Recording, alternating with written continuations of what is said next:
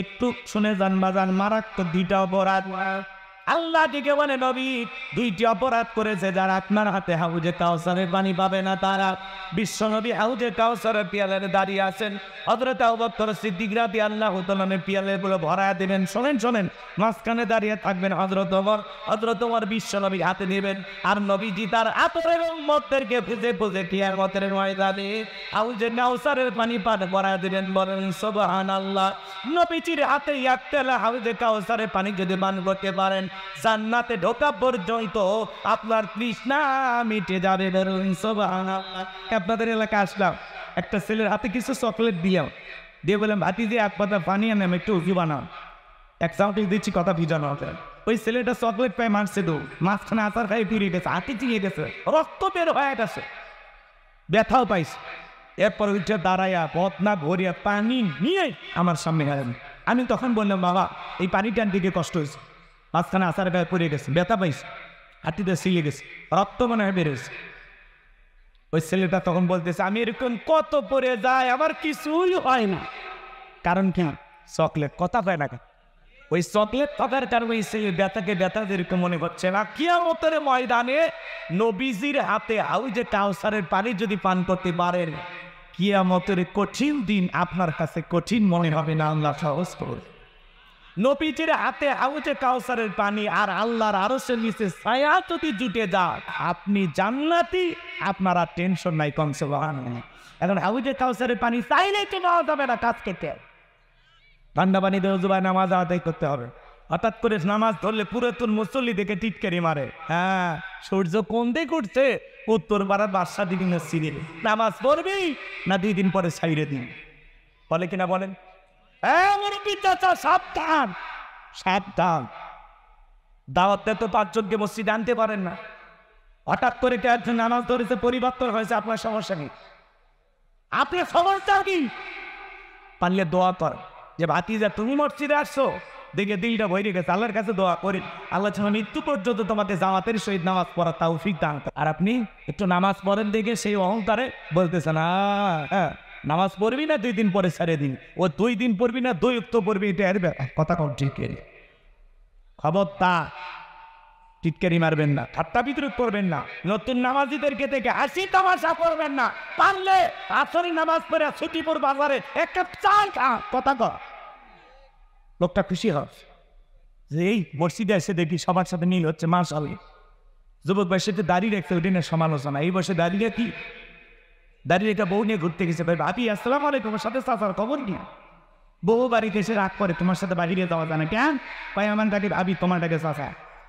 বেউ এদিক খেয়াল করেন, যেই বউ নবীর সুন্নত দাড়িকে মহব্বত করে না, ওই বউ আপনাকে 100% ভালোবাসা দিতে পারবে না। কথা বলে ঠিক কিন? দাড়ি হলো নবীর সুন্নত। কার সুন্নত? কথা কয় নাকি? পৃথিবীর সকল নবীদের মুখে দাড়ি ছিল। দাড়ি হলো পুরুষের সৌন্দর্য।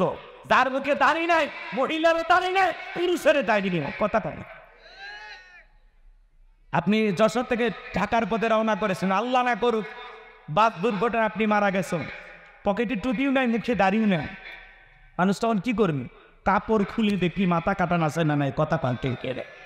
এই জন্য হয় মুখে দাড়ি, না হয় একটা টুপি নিয়ে পড়েন। আপনি যে মুসলমান, কথা কন নাকি আপনারা?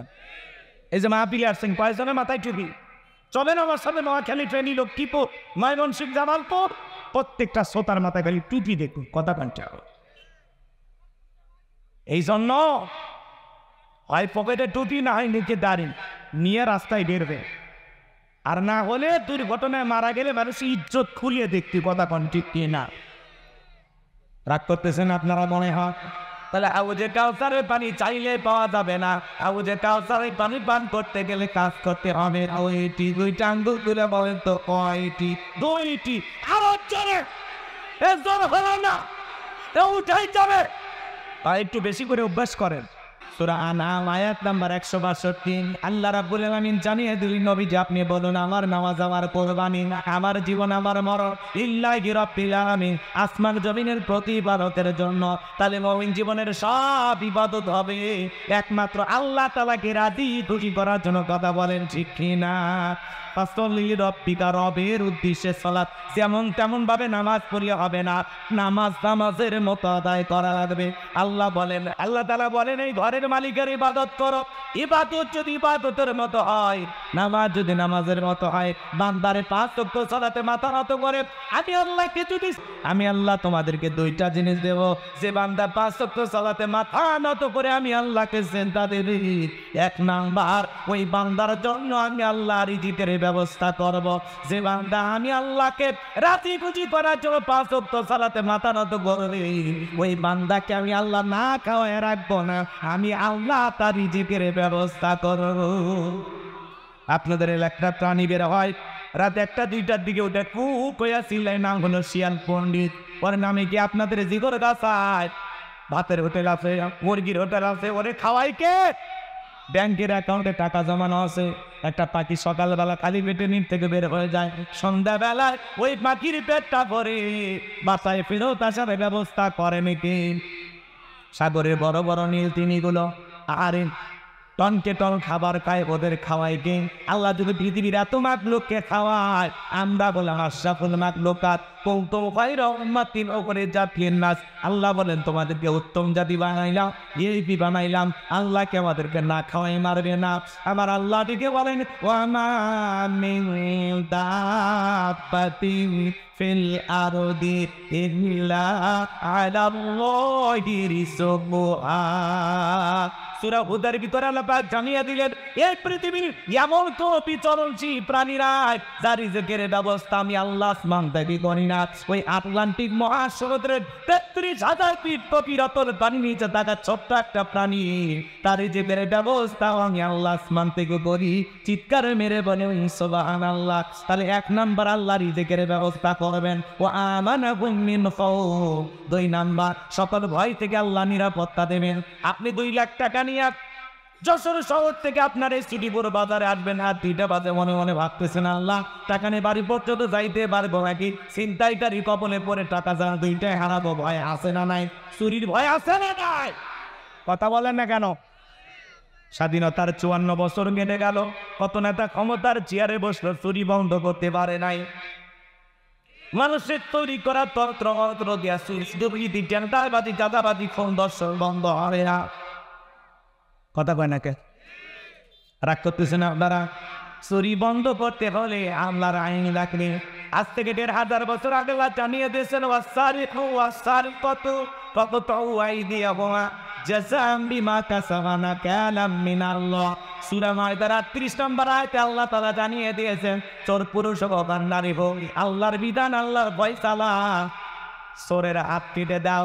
একটা চোরের হাত কেটে সোশ্যাল মিডিয়ার মাধ্যমে যদি আমরা ফালাও করে প্রচার করতে পারতাম, বাংলাদেশের সমস্ত চোরেরা তওবা করে আল্লাহর ওলি হয়ে যেত। কথা বলেন ঠিক কিনা?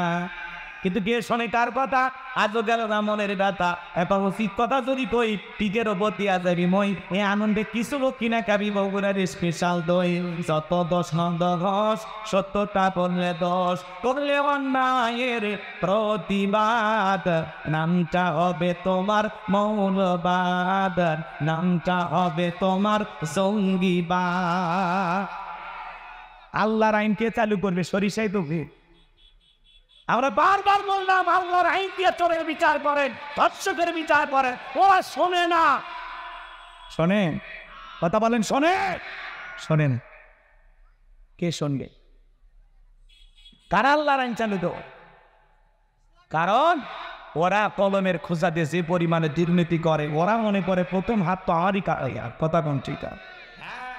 যে পরিমাণে দুর্নীতি করছে, মেম্বার থেকে প্রধানমন্ত্রী পর্যন্ত সবার হাত কাটা যাবে। কথা কোন ঠিক না? ওরা ভয়ে আল্লাহর আইন চালু করে না। ওরা তখন বলে না এগুলো 1500 বছরের পুরে তোলা আইন, এগুলো ব্যাকডেট। এই বেটা ব্যাকডেট না আপডেট, খালি একটা টেস্ট ফর টেস্ট পে। কথা কয় এই কথা কন নাকি আপনারা? এই জমিনে আল্লাহর আইন চালু কারা কারা চান একটু হাত তুলে দেখান। লিল্লাহি তাকবীর। আল্লাহ আল্লাহুল খালক ওয়াল আমর, সৃষ্টি যার আইন চলবে সে আল্লাহ। ইফতিজিং দুর্নীতি, খুন, ধর্ষণ বন্ধ হয় না। গণধর্ষণ, শিশু ধর্ষণ, যেখানে সেখানে ধর্ষণ বন্ধ হয় না। একজন জিনেকারী নারী পুরুষের বিচার আল্লাহর বিধান অনুযায়ী করেন, একজনের বিচার করেন। ইফটিজিং দূরের কথা, নারীর দিকে বাঁকা চোখে তাকানো দূরের করা কথা, যুবকদের স্বপ্নদোষ বন্ধ হয়ে যাবে। কথা বলে ঠিক কিনা? এই জন্য আল্লাহর আইন জমিনে চালু না হওয়া পর্যন্ত শান্তি আসবে। কষ্ট হয়, আপনাদের কষ্ট হয়, তাহলে ফাসলি রব্বিকা ওয়ানহার, রবির উদ্দেশ্যে সালাত আদায় করা লাগবে। যেমন তেমন নামাজ পড়লে হবে না।